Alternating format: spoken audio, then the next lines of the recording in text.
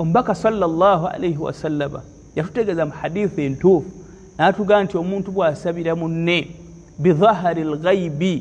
nga gwasabidde tategedde osabidde munne ekintu naye nga gwosabidde takoze eki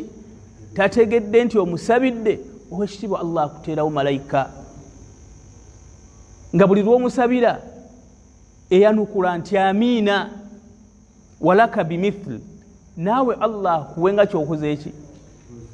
naawe Allah akuwe kyekimu kyosabidde ani kyosabidde mugandawo nabanyumizaako lumu kissa ey'omukyala eyawulira omwami ng'asabira muganda we musajja munne mukwano gwe Allah amuwa omukyala omuki amuwa omukyala omulongoofu Allah amuwa omukyala amuwulira muganda wange gundi abakyala bamutawaanya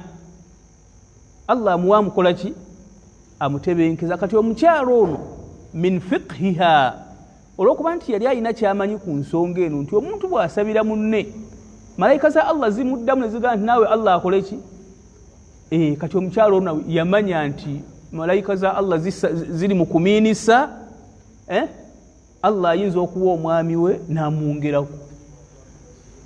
mu mbeera bwe tubaddwa Allah ekigambo kusaba kigazi nnyo